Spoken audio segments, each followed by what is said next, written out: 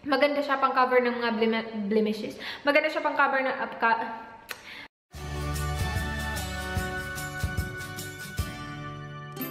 Hello, Rachel here! Welcome back to my channel. Today, I will be sharing with you guys yung mga products na nagamit ko na hindi ko nagustuhan. Tsaka, disappointing. Yes, I do not have a lot in here, which is good. Like, you know, it's good na hindi ganun kadami yung mga tsaka products ko. Before I show you guys the products, I just wanna say na just because hindi to nag-work sa akin doesn't mean na hindi din siya mag-work sa inyo. Like, meron tayong iba-ibang body chemistry, skin chemistry, churwa, I do not know. You might be using it and you're loving it and it's working on you. You do you, boo. So yeah, yun lang naman yung gusto kong sabihin. I will go ahead and show you the first one. I'm just gonna pick random stuff in here. Okay, the first one is Perfect Cover Cream Concealer in the shade Natural. This one is from Color Collection. Now, I want to say that I really like the color. I can see this color working great on covering blemishes, scars. Nakaka-cover siya ng blemishes, you guys. Like, first time mo i-apply sa blemishes mo, nakaka-cover naman siya. Pero, kapag naglagay ka na ng powder and blenden mo na ng brush yung powder, nawawalay si concealer. Like, asa na si concealer ko nawala na, diba? You put on concealer first. I mean, at least ako, I put on concealer first, and then I put on powder, and then I blend the powder with my brush. Nabablend away yung concealer. Nawawala yung concealer na parang na-expose ulit yung aking blemishes. It is the same thing with under eyes. Kapag nag-blend na ako ng powder, especially loose powder, not like the pressed powder. Where the pressed powder kasi like, you know, I press it down and then it will help this stay in there. Pero kapag loose powder and then I brush it off, nagiging sobrang patchy ng under eyes ko. So yeah, not a big fan. I wish it works because, again, the color I like, but it doesn't work. Okay, next one is, oh, this one. Maybelline Color Elixir whatever. This is actually a new product sa akin. It's not like a brand new product for Maybelline. Pero kakabili ko lang nito. Anyway, ito yung Maybelline Color Elixir. Ganyan. This is in the shade Petal Blush. It is a really beautiful color. Like, looking at it from the packaging, masasabi mo, oh my gosh, I can see myself using that on a daily. Sabi niya dito, it is a creamy shine of a lip gloss. Cushiony comfort of a balm. It is not at all cushiony. It's just not at all cushiony. And a saturated color of a lipstick. It is not at all saturated. Like, why would you put something in there tapos hindi pala siya ganun in real life? Like, tingnan nyo ha. Saturated ba yan? Pigmented ba yan? Ha? No! Hindi din siya cushiony. It's very sticky. It's very thick. First time na in-apply ko siya, sabi ko, tsaka. Feeling ko, sobrang dami nang nilagay ko kasi sobrang thick sa feeling and sticky. So, I removed it. So, I applied it again. And hindi naman ganun karami yung product na nakukuha mo kasi the packaging is actually really nice. Like, meron siyang parang stopper sa loob na parang nagko-control ng product. You need to hear this. See? And when you look at it, hindi naman talaga ganun kadami yung lip gloss. But when you apply it, it's just so sticky. I was actually really excited when I saw this because I have something similar. Not the silver lid though, yung black na lid. And that one is alright. Not my favorite lipstick, but that one is alright. Pero this one, disappointing.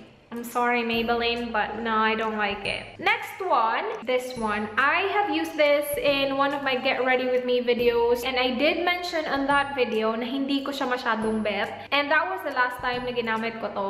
First of all, hindi ako sanay sa ganitong eyebrow product. Para sa akin, it just takes a lot of my time. And you know me, kapag nagme-makeup ako, I just wanna put it on and go. Nandito na si Dan. My gosh. Hi, babe!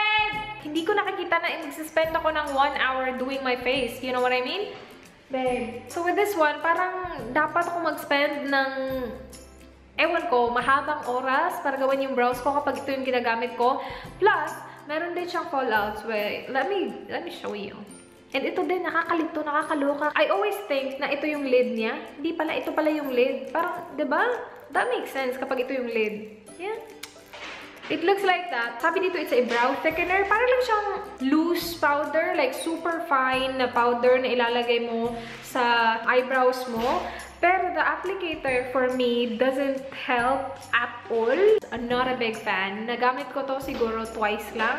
and hindi ko na siya gagamitin ulit. Okay, next one is this BB cream right here. If you watch my vlog, magkaka-idea kayo na I have a BB cream na ginagamit ko na hindi ko bet and gusto ko i-feature sa video na to. So yeah, this is that BB cream. This one is from Misha Signature Complexion Coordinating BB Cream.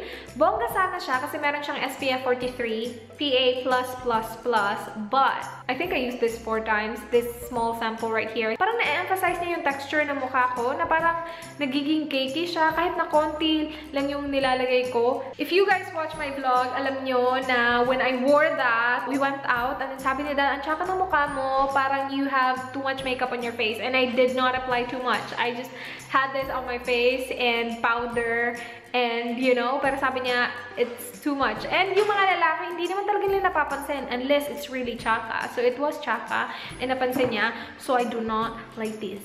No. Next one is another Sephora brand makeup. Ito yung from Sephora collection. Ito yung kanilang Rouge Infusion na lip tint, something like that. Yes. This one is in the shade Elixir. Yung una hindi ko nagustuhan sa kanya is yung amoy. My goodness. I'm pretty sure na-mention ko to sa Get Ready With Me video ko. Kasi once you open this, hindi mo talaga maiiwasan na mapansin yung amoy niya. It has that very strong na amoy na parang ang tsaka ng amoy niya to the point na parang sumasakit yung ulo ko. I'm not being over here, you guys. Like, seriously, yung amoy nito, kapag meron kayong ganito, let me know kung you have the same problem. Kasi yung amoy niya talaga over. Pero that's not the only thing na hindi ko nagustuhan dito. Medyo drying din siya sa lips ko. Not to the point na nagka-crack yung lips ko. So, medyo drying lang siya. That's another downside. One more downside, hindi siya ganun nag-show sa lips. Siguro it's because of the shade na pinili ko. It's very light. Yung color payoff niya, very weak, I can say. Ganito na yung color niya now, ha? Tapos kapag nag-set na siya sa lips mo, mas nagiging light pa yung color niya. Kapag sa lips ko talaga, parang wala lang siya. Yes, nagtitint siya, pero because yung shade niya super light, parang wala lang siya sa lips. Okay, next one, you guys. Another color collection product. Ito yung Ultra Matte Cake Foundation with Vitamin E. It sounds really promising, right? Ultra Matte. So, perfect. The thing with this is, I really want to try this one. But you guys, I don't think it works at all. Like, there's no color payoff. I'm gonna show you guys. So right now there's nothing on my fingers, right? And then ididiin ko talaga siyang ididiin. Wale.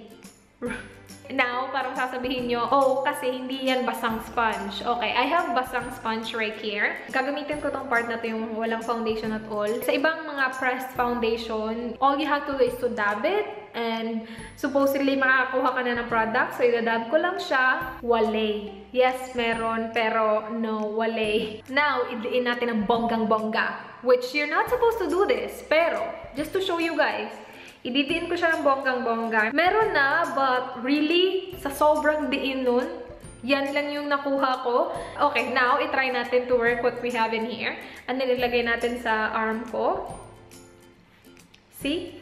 Wala. Mahirap nga siya mag-transfer sa sponge. Paano na from the sponge to your skin? You know what I mean? So, it's a really disappointing product na I feel like parang ang tigas-tigas niya. Like, bakit ang tigas-tigas?